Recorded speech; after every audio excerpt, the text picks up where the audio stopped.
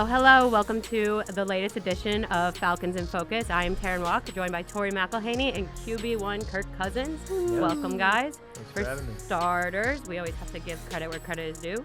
As the official ticket marketplace of the Falcons and the NFL, Ticketmaster has a wide selection of tickets available for every game. Whether you're cheering the Falcons at home or away, Ticketmaster has you covered. Download the Ticketmaster app or find tickets today at Ticketmaster.com/Falcons. That's Ticketmaster.com/Falcons. Great job. Thank you. Well done. I read so fast and I can feel my face getting red. We're in the Ticketmaster studios, so Yes, we got to we- plug Ticketmaster. Exactly. Surely do. So now, but let's get to the fun parts. And I think the first topic is my favorite Yes. because I did cover the Saints, so I know the person you did this with pretty well from getting to know him. You did the Magic Mike dance to Pony with Cam Jordan.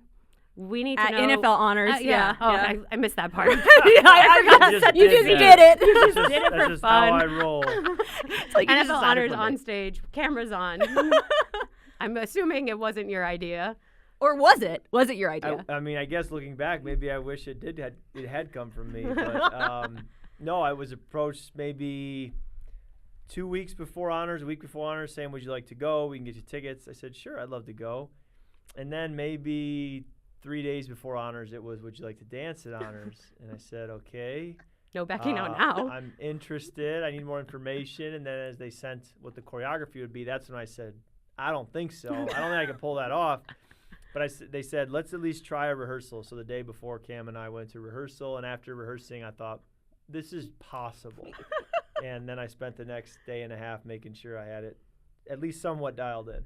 So did they send you like a video and this is like, hey, this is what it's supposed to look like?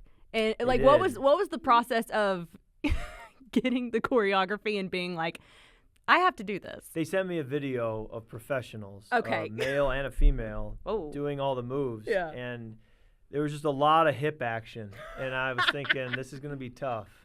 But once I went to rehearsal and they explained it to me and the professional dancers were there, I thought, okay, we can do this. And it turned out great. It was fun. I knew it was going to be funny, Yeah. you know, kind of the way they were presenting it and how we did it. And even the outro lines after we finished and how we presented the award. I just thought it went well. And, yeah, back-to-back years now. We sang at Honors 2 years Yep. ago. We danced at Honors this year.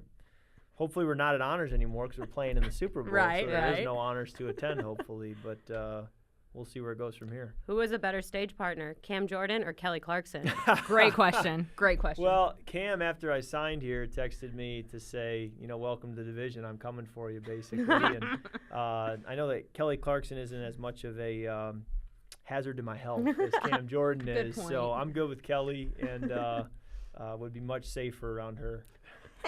This is a much more recent memory, and now we're going to scroll all the way back to like 2 years old for you. All right. yeah. Tori did a deep dive and found a incredible story. Yeah, so I didn't know this about you, and honestly, I don't know how many people do, but when you were 19 months old, You did do a deep dive. very, very Good deep for dive, you. yeah, That's outstanding. went all the way back, and you're 2 years old, or around 2 years old, 19 right. months, and you're in the kitchen and accidentally dump a boiling pot of spaghetti noodles. Something like that. Something? It was hot water. Yeah, Boiling and water. essentially like severely burned. Yeah.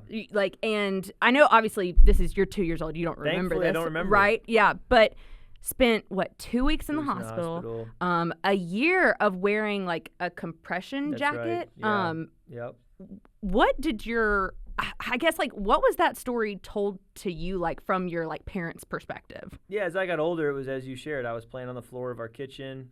My mom was nearby. Water was boiling. I reached up and grabbed the handle just to grab something or play with something. I flipped the pot. The boiling water then came out, landed on me. Gosh. I started screaming. My mom runs over, pulls my shirt off, and my skin comes off with it. So she knew we had a problem, so she called 911. They come to the house, take me to the hospital. I had a fever up to 106 that they couldn't get an IV in me because I'm a little baby, which is very difficult to put an IV in. So my parents had to sign me out of that hospital to go to a different one where they thought they had a better chance of getting an IV in me. And they had to sign a document that said if he dies on the way from the one hospital to the other, Oh my god. the hospital is not liable. Your poor parents. So they went through a lot. It's pretty traumatic for them, obviously. And you You're like, obviously, I don't remember. when they come in the ambulance to pick you up, and they see what happened, obviously they're going to start asking questions to my mom, like, Right. is this a dysfunctional situation? And Oh, wow. so my mom can pick up on that too, and so there's all kinds of stuff going through your mind. But 2 weeks in the hospital, they did finally get an IV in me. The fever God. came down immediately once they did Crazy. that. I think the part they tell me was that in order to treat wounds, you have to do these baths with warm water and Right. jets and stuff in order to treat it. And it's very painful, but it's great for the long-term healing. So I would just scream through it, just scream and scream. And my parents had to kind of hold me and rub my back and be there with me. But my dad says to this day he wonders if I have a higher pain threshold because of it. Oh, so we maybe. talk about like silver linings, and the blessing in disguise would be that I became a football player, and certainly there are very few days where you feel great. Yeah. And so the ability to basically just strap it up, find a way, play through the pain.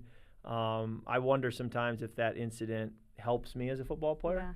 But it certainly is quite a story. And to this day, I still have some scars here and here on my arms. Yeah. Everything else is pretty good. So the wounds and the dressings and the compression shirt, all that worked. Yeah. You know, I don't have a bunch of scars Right. on me, but yeah, it's not something you'd wish. I was grateful it didn't hit my face. Totally, You know, it yeah. basically Wow. just missed my face, and that certainly would have been interesting if it had hit my face. Right, yeah. So a part of this story too, and I think it was your dad that had maybe said this, but like the doctor said during that year of rehabbing that there was a chance, a pretty high chance, that you wouldn't have full mobility of your shoulders. Right, because that's where the scars are biggest is my arms. Right. And, Wow. and they're near my shoulders, near my armpits. So they said long term he'll be fine. There might be some cosmetic issues, but it's where it's located shouldn't be an issue. And then they said the only thing I can think of is that his shoulder mobility, because of where the scars are so bad, maybe that limits his shoulder motion in some way, shape, or form. And so it is a little bit interesting that I'm a throwing athlete Yeah. and Right. have been a throwing athlete for a long time. So we're grateful that it wasn't an issue. And, you know, there's a lot of prayer and things through the years. And we're grateful for how it's all panned out. I mean, your parents are warriors. That's a lot to have No to doubt. deal Well, with, I right? didn't have an appreciation for a parent perspective, and then I had kids. and Right. My kids get to that age, and you're difficult to imagine them going through that, your parent going through that. So Did you avoid pasta with your kids for a really long time? I am a little bit more conscious of boiling water Yeah. and the I mean, for dangers it can sure. be, and the handle needs to be facing away from the, you know. But with kids, I say to my wife, because we have two boys and they're rambunctious, they're 6 and 5, and I say we can plan for every possible Yeah. disaster. There's still going to be something that's hard to Oh, yeah. know what could happen. So you pray for protection, and then you got to live your life. Yeah, for sure. So you overcame that at such a young age, and in an indirect way, it still had to deal with your future as a quarterback. And then in high school, college, draft, it was just overcoming one thing after another, more so people doubting you. Yeah. Yeah, I think like something that I was really, as we're doing our research, it was like a constant theme, I felt like, of the time period from when you're like 15, 16 years old until the time that you're 24, 25, so almost a decade of your life where it's so much change is happening, is like there was this idea of being underappreciated, undervalued, and almost to a certain sense, and I hope you don't take offense to this when I say this, but almost like a plan B.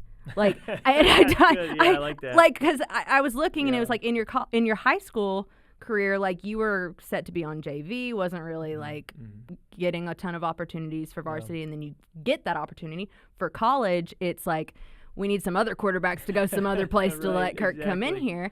And then, of course, there's the draft, and RG3 as the number 2 overall pick, you're the 4th round. Like, it was always one of those things where it's like, Kirk's there, he's Yeah. an option for Yeah. us. So how did that maybe shape the way that you look at your path even today? Well, I definitely think it was a blessing in disguise, again, similar to the Burns, where I didn't want it to be that way. I wanted to be the guy who had all the scholarship offers and the guy that Of course. everyone was telling how great he is and the high draft pick and play on the varsity as a freshman. yeah. But that wouldn't have been the best thing for me. I think it was healthier to have to work your way through things, to have to earn it, to really not have anything given to you. And I think there also is maybe a little less pressure Yeah, when it's not expectations tied to things. So for a lot of different reasons, it was a blessing to not have a bunch of scholarship offers. They certainly created some unknowns, Totally, Yeah. but going to college, knowing that, okay, I did end up in a great spot. It just, I didn't get there as easily as, and I would say that again and again, is that I got to a great spot.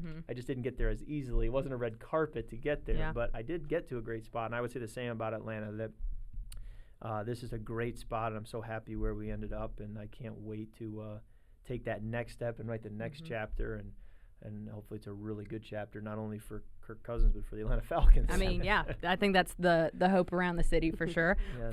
For you, there was a quote that I found from 2011, so this is a long time ago. But you said there are always going to be people to prove wrong. How did you kind of live that quote to a certain extent during that time in your life? Well, I've learned since more about what it means to prove people wrong. I heard a great quote from a coach 2 years ago, and he's correct in saying this. He said, everyone talks about proving people wrong. Think about proving people right. And think of the people like your parents or a coach or a mentor or teacher who did believe in you when no one else did.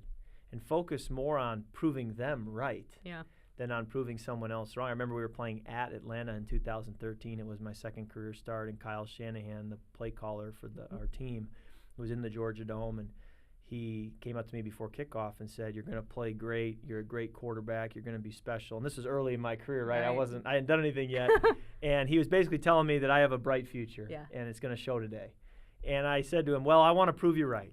And he said, "You don't have to prove me right. I know I'm right." And he walked away. And that'll gas you up. That'll gas you up, right? Run through a brick wall. But yes, there certainly are people on the way when you aren't given a lot of scholarships and when you aren't a high draft pick that are going to say, "I don't think he can do it." And certainly that puts a chip on your shoulder. That'll get my blood boiling, and that'll fire me up. So motivation can come from proving people wrong, from proving people right. I think it's important, though, that when you get up every morning, you have that why, and you get to work.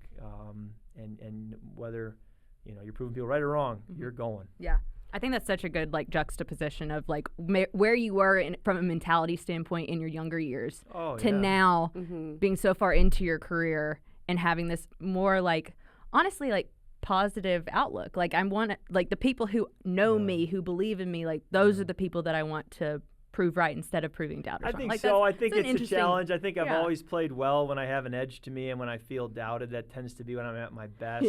So I never want to lose that, and there will always be that element. But I don't know if it's the healthiest to walk around always feeling like I'm going to show you. At some point, it's probably healthier to just say, "Hey, we're good," So you try to find that balance. Yeah. It's interesting hearing you say before that you felt less pressure almost when you were quote unquote plan B, because I read an entire story about where you are your own biggest critic. Oh yeah. And you have put so much pressure on yourself, and maybe that's because you felt like you were. I hate using the plan B now. Proving people wrong. Proving people wrong. That's the way to go with it. And I saw that you basically had to have a come to Jesus moment almost with your wife, where it's you're putting too much pressure on yourself. You're in your head too much. It's maybe taking you out of the house. And there was a quote where you said you can actually get burnt out and push yourself too hard. Absolutely. How do you think that was just maturity with time?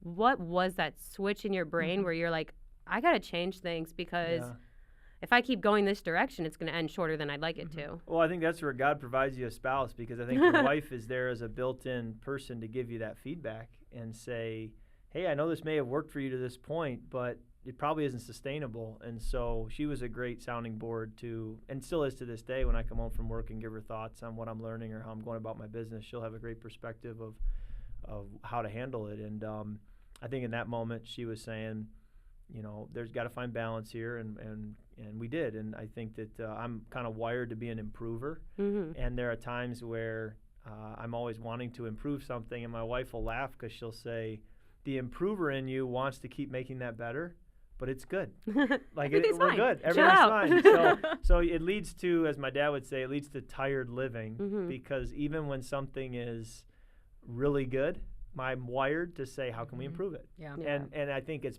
partly why I'm sitting here talking to you is because as an improver, you're going to always find ways to get better, and it enables you to have success in what you do. But then my wife would say, "Okay, but what's the balance with that, and how do we, dial back that improving when maybe we don't need to. Right. And so it goes both ways. And you'll hear me say, life is about balance and trying to find the middle, not the extremes. And so I try to live in that middle. Do you feel like you kind of, because it almost sounds like perfectionist tendencies. Right. And I know like we probably all feel that way from time to time, but like what's the difference for you and where was that balance between like trying to be perfect and trying to be an improver? And knowing when to stop. Right. I think perfectionist is a term that people will use, but really, I think for me, I learned a better term would just be I'm just trying to improve things. I don't necessarily want them to be because even once they're perfect, I'm still looking at like, right. How can You're at 100%. How can we improve it? That's just how I'm wired. So, it's just something you always want to be in tune with and have that, like my wife, to say, hey, I think we're out of balance. We got to get back in balance. And so, you also try to be coachable and stay right in the middle. And but you, as someone said to me, they also said when they brought up this point, they then said, don't forget, being an improver is your superpower. So they said it's also a very elite trait that you have to do that. Captain Kirk. But don't let it get out of hand. Yeah. When you mentioned the improving part, it rang a bell from that story too, where you had a C- on a math test and framed it. Yeah. Is it still framed, or is it it's going in to be my home framed? office. It's in my home office, framed. Yep. It was a. Wait, why? I didn't read this story. Terrin read this. Yeah, I took a math quiz in high school. I had a full day the day before, and I went to bed, and I knew I had a math quiz the next day, and I thought, should I study or not? And I thought, nah, I'm good. I just don't have it in me. I can't do it. And took the quiz, and I didn't feel great about it. Got it back. It was like a C- or something like that. And I wasn't used to seeing that on a paper. Totally, yeah. And so I thought that was a great lesson to me that when I didn't put the time in that I normally would, the results were not what I would normally want. And it wasn't so much that, I realized it's not that I'm good at math. Yeah. It's that I didn't put the time in. Yeah. And when I don't put the time in, I'm not going to be very good at math. I thought that was a bit of a picture of life, too, that whatever you want, you have to work for, and you can't just expect things to happen if you don't. And I then I initially crumpled up the paper because I was upset, and then I was like, you know what, maybe I'll keep this. And so then I laminated it and framed it and still have it. And the red ink is fading, so you can barely see the markings and the C grade. But and you said it's in your office? Yeah, and it's more humorous, honestly. At this point, it's really not like a motivational thing anymore. It's at more one point it was. Yeah, at one point it was. Now it's more like, hey, I've kept it this long. It's kind of funny to have, and we're still talking about it. But it has a little reminder there. You always remember the bad ones rather do. than You do. the And bunch I of think A's you probably the football got. thing is still the same way, that you take the good plays, the good games for granted. You just brush them past, and then the bad throws, the interceptions, the tough losses, they stick with you a little more. Yeah, for sure. Yeah.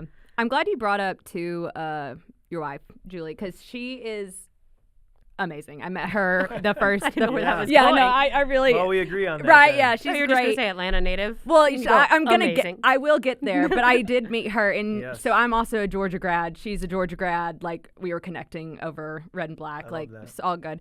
But she is along with being kind of your best friend, your confidant, all that kind of stuff, sounding board. She is your connection to Atlanta, For sure. which I think is so interesting, and it's like truly a full circle moment. And I know that you spoke about this in your introductory press conference, that like different points of y'all's life together can be tracked through Atlanta. Oh, absolutely. And the surrounding Atlanta areas. Y'all were married in Roswell, like met first date Stone That's Mountain, lived in Atlanta. And for a time, I believe, if research is correct, y'all lived with your in-laws. Yes, and we currently are as well. Okay. Please tell us a little bit about that. And honestly, I'm going to say why. I love my parents. Yeah, Mom, Dad, if you're watching this, I love you guys. I don't know if I could do it. Absolutely not. Sorry, parents. I love you too, but So I was on my rookie contract. Yeah. It was basically year to year, and we wanted to get to warmer weather. We were in Washington, D.C., and I thought, I want to get south for the winter, Julie. We had just been married, and we looked at options, and I'm pretty frugal, and so we thought, well, is there a place it'd be silly to just spend rent in Atlanta. We'd love to go to Atlanta, be near your family. It'd be silly to spend rent if we could stay with someone. We actually had a family friend who said, we're going to Florida for the winter. You could stay in our house. So we thought, great, that works well. And then a pipe broke or something, and their basement flooded. And so they said, you can't stay there. So we quickly pivoted and said, well, we'll just crash with your parents, and in 2 or 3 weeks when they get that pipe problem fixed, we'll move over there. Yeah.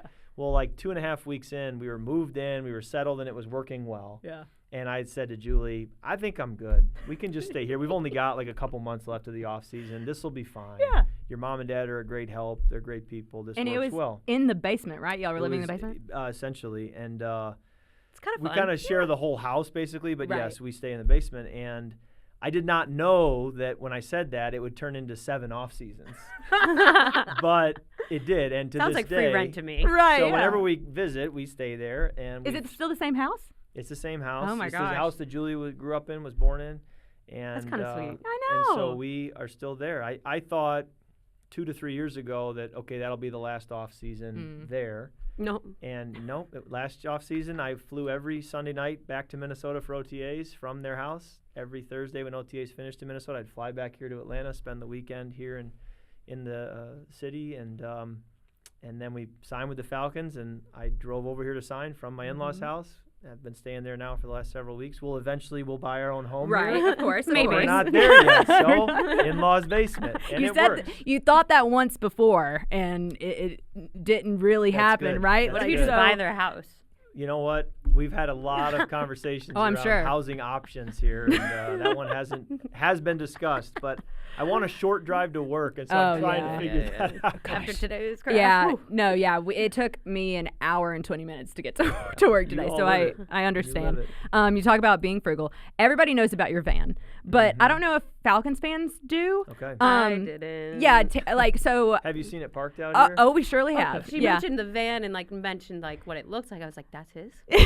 So yeah. That's his van. So I want to go back to the OG van, which Right. was your grandma's GMC Savannah passenger van that you Yep. bought for $5,000 in 2014. Good research. That's exactly right. When you The price. I honestly am I love this so much because it's such a unique thing, because I feel like first purchase contracts, a lot of guys that I talk to, they're like, the thing I want more than anything is I want a nice No doubt. car. And not that your grandma's GMC Savannah passenger van was not a nice car, but this story is just so funny to me. Yep. How long did you have the original one? Longer than you think. I bought it, like you said, in 14. We took it to games. We got a lot of use out of it. It was a lot of fun. There's a TV in there. There's a lot of room. We obviously would have many family members come to games, and so to have one car where everyone could fit was a great deal. I think I either had a car go in the shop or whatever arrangement I had for a car that year as my daily driver, separate from the van. It fell through, and so I was using the van as my daily driver just to get through that stretch of this football season. And so I wasn't only driving it to games at that point. I was then driving it every day to work, and that's when the story kind of took on its own deal. But I'm kind of in a similar spot right now because we road tripped our new van now. The new one, the new white white one. van. Yeah. We got that a couple years ago. We road tripped that from Michigan down here, and it was great, for the road trip. Not as great for a daily driver, but I haven't quite figured out the car situation here yet. I'm going to figure that out soon, and so in the meantime, I drive a van, and people probably look at me a little crazy as I pull up and walk into the facility, So but funny. I promise it won't be my daily driver long term. But Car, it is for now. house, TBD. That's right. They're on the checklist. Welcome to free agency and moving. Car and house becomes a big deal to figure out. Exactly. As a fellow Midwesterner, though, I can understand the van's purpose because we drove everywhere.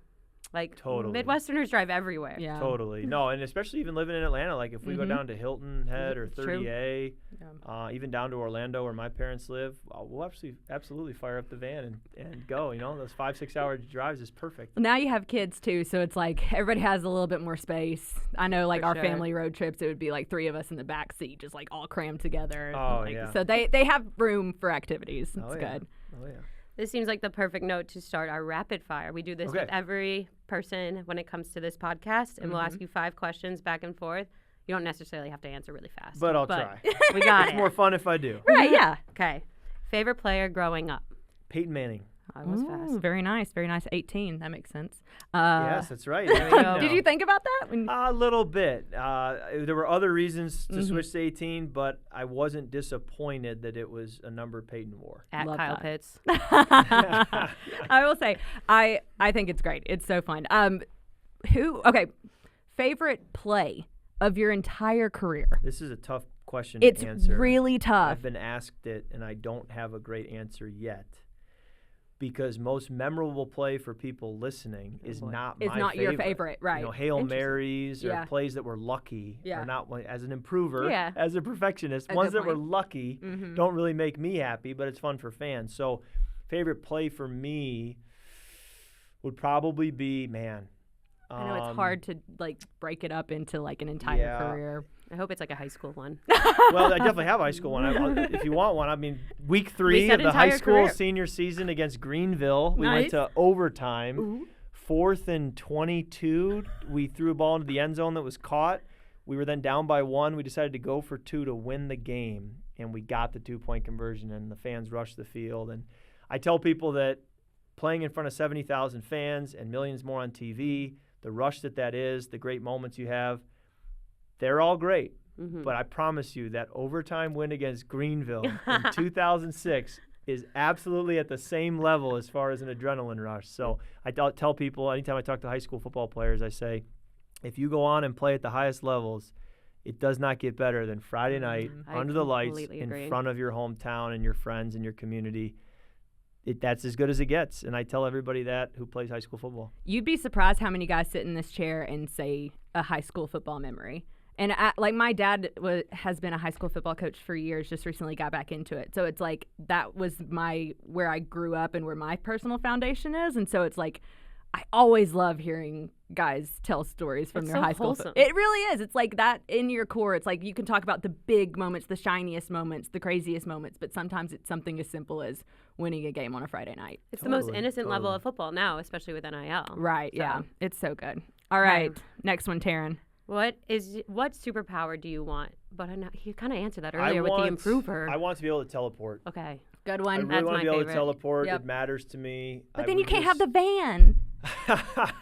Good point. The van would be pretty obsolete at that You point. just take it with Maybe you. I teleport the van with me, yeah. Just but hold I know on to my it. commute to Flowery Branch would be very easy. Yeah. I know wish we could seeing teleport. family and friends would be that much easier. The van would be a luxury then. Yeah. You van can't would be a teleport luxury. everywhere. It'd be Yeah. special. Save on gas. No. I love it. All right. Having spent many off seasons in Atlanta, do you have a favorite Atlanta memory? I love this. I can't wait. Let's just Can't talk say you're about signing. Atlanta. Right. Can't Yeah. say Can't you're say. signing. Atlanta. Yeah. Okay, Can't say you're favorite signing. Atlanta memory. Yeah. I'm trying to think of all the places I've gone. So my first date was at Stone Mountain. Right. That's obviously a great memory. I absolutely love playing golf. And Atlanta is so great for golf. I remember the first time I ever played Eastlake. I thought, this is so cool. Playing Peachtree, playing Atlanta Athletic Club, really fun golf courses. I remember the first time I ate at the Varsity. Oh, I boy. remember I have a great memories of going down to the Georgia Dome and seeing the Falcons' last 2 games ever at the Georgia Dome and those playoff wins. I Right. had teammates on the team, friends that were coaches of that team, and I remember driving home from them beating the Packers and just being I played for Washington at that time, but just being happy for all these people I knew who worked for the Falcons that they were going to the Super Bowl, and that was a great memory. I get up on Saturday mornings with my boys in the off season, and we'll go get donuts down the street there in Alpharetta, and that's a great memory for me. Boy, there's a lot of memories. Right. I still haven't been to the Georgia Aquarium, so that's a must. Have to you'll go. have to do that. Yeah. I love the Jimmy Carter Museum. Oh yeah. The Presidential Museum. I Mhm. love it. I went there one day by myself because Oh. my wife wasn't really Incognito. wanting to go, and I was like, I know this isn't really your thing, but I really want to do this. And I got up on a Saturday morning and just drove over there and walked through it and just ate it up. And I Yeah. love that I was by Wow. myself because I could take my time. I Right. could read everything. Yeah, they do So- a farmers market over there sometimes. So if that's Oh, if okay. that's your thing, There you or go. I've gone to it a few times. It's really nice Yeah, over there. and I've been over some of the Dr. King historical Yeah. stuff, the church and Mhm. where he grew up, and I want to see more of that. I think that would be really cool now Yeah. that we have more time being here. Mhm. So looking forward to all that Atlanta has to offer, and not just Atlanta, but the whole greater state of Atlanta. Georgia Yeah. and the Southeast. So I'm looking forward to it. Exciting. Last but not least, as the author of Game Changer, Faith, Football, and Finding Your Way, what is the best advice you would give to someone writing a book? As writers ourselves, we would love some advice. Yeah, it sounds like readers too, with how much research you did. We have done a lot. Well, you want to get the right publishing company for important. sure. You want to have a great partner there, and then I just think you want to be honest and tell your story or whatever you have to say, and I think you got to understand it's a lot of work. It was a lot more than I realized when I agreed to do it, and I'm glad we did it, but it was a lot of work, and if you're willing to put the work in, I think it'll be a very enriching experience. And my expectation, my goal is that our journey here with the Falcons would be strong enough, powerful enough, positive enough that there'd be another chance to write a book. Go. You know, you can't really be writing books unless you're winning football games. So I'm excited about hopefully winning a lot of games and being able to write another one. Love it. Those are a rapid fire. This has been a blast. Yeah, this has been such a great conversation. Thanks for having me on. No, I appreciate it.